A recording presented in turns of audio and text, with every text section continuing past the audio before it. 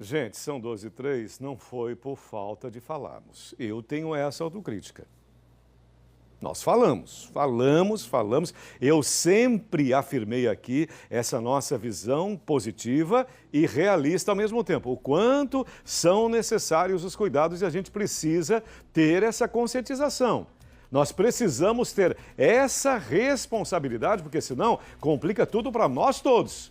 Não vai ser uma partezinha, não vai ser ali, cá e acolá. Todo mundo está no mesmo barco. Infelizmente, o número de pessoas infectadas pelo Covid está aumentando esse número. Os internamentos nas UTIs já está começando a preocupar. A Jéssica Cruz está com o infectologista Dr. Marco Aurélio Góes. Vamos trazer mais informações sobre esse assunto. E atenção, Jéssica, só reafirmando, não é por falta de alerta e pela qualidade da informação do Sistema Atalaia de Comunicação. Seja bem-vinda. Mais uma vez, boa tarde, Jéssica.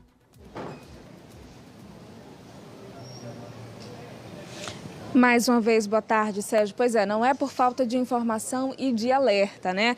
A gente vem chamando a atenção mesmo para esses cuidados que sejam contínuos, porque a pandemia não acabou, ela continua.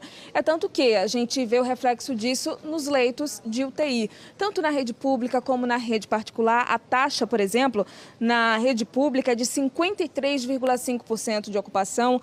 Na UTI particular, a taxa é de 57,7% de ocupação.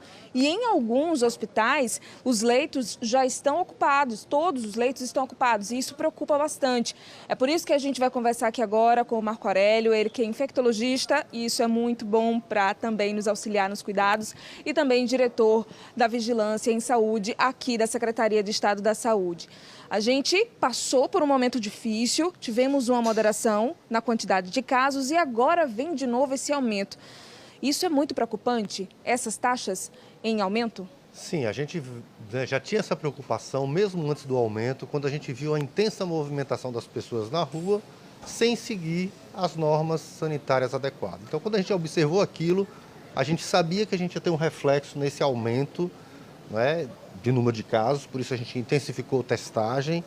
Então, é uma preocupação, né, mas tem como a gente interromper ainda essa transmissão, né? A gente teve um momento de intensa transmissão, o movimento eleitoral está envolvido com isso, mas também as atividades de recreação, né? As pessoas também, né, têm ido muito a locais que têm provocado aglomerações. Agora, vamos voltar ao assunto da taxa de ocupação, né, dos leitos de UTI. Na rede pública, qual é esse cenário hoje? Porque eu falei aqui que é uma taxa um pouco acima dos 50%, já começa a preocupação, mas qual é a realidade desses hospitais aqui no estado de Sergipe? Então, a gente tem essa ocupação geral de 53%, mas é claro, tem unidades mais centrais que já estão com a lotação maior, mas internamente a gente trabalha como uma rede única de saúde, né? Então, a gente tem hospitais, né, no interior que tem um número maior de leitos e que pacientes que precisem são transferidos para esses leitos. A gente tem que lembrar que a gente tem um cenário diferente do começo do ano, quando a gente diminuiu outras doenças. Hoje, né, a Covid compete com acidente de trânsito, né, com as doenças cardíacas e com todas as outras doenças que também ocupam leitos de UTI. Já há possibilidade de aumentar a quantidade de leitos, por exemplo, no Hospital de Urgências de Sergipe? Então, nesse momento, a gente não pensa na ampliação, né? A gente pensa no melhor aproveitamento desses leitos, no monitoramento, né? A gente tem um limite ali para 70%, que é aquele sinal, né, já amarelo para vermelho, que a gente tem sempre considerado nas medidas de flexibilização, 70%. Então, a gente tem avaliado o dia a dia. A gente acredita também que isso é um reflexo imediato do que aconteceu nas últimas semanas, né? E no dia a dia que a gente vai observar se de fato essa é uma tendência que continua ou é uma tendência esporádica. O senhor falou das eleições, isso é um ponto positivo, porque as pessoas, elas realmente questionavam a questão da aglomeração e, como o senhor falou, o reflexo vem agora. Com relação à testagem, ela continua também em Aracaju, por exemplo, nos bairros, eu sei que já acontece, e é fundamental para pensar nas políticas públicas de combate à doença? E de fato, né, a gente tem conversado muito com os municípios que precisam ampliar locais de coleta. Não é? A gente tem ampliado a capacidade laboratorial da gente de processar amostras do PCR, que é o exame adequado, mas também precisa que cada local facilite a forma do seu cidadão sintomático colher e dos seus contatos também, para que a gente consiga bloquear essas pessoas que estão infectadas.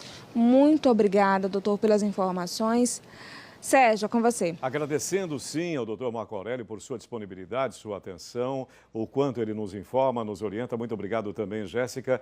E daqui a pouquinho nós vamos para a Secretaria Municipal de Saúde, mas o mais importante, nós falamos aqui, eu vou repetir, nós comentávamos exatamente sobre essa orientação. Há pessoas muito conscientes, há pessoas extremamente preocupadas e há as exceções que atrapalham todo o processo. Sim, nós agora conhecemos um pouco mais como funciona um vírus, quais são as reações, quais são as ações necessárias para a sua prevenção. Essa visão também muito otimista com relação às vacinas, eu tenho acompanhado de forma sistemática esta evolução, então a gente precisa entender esse momento.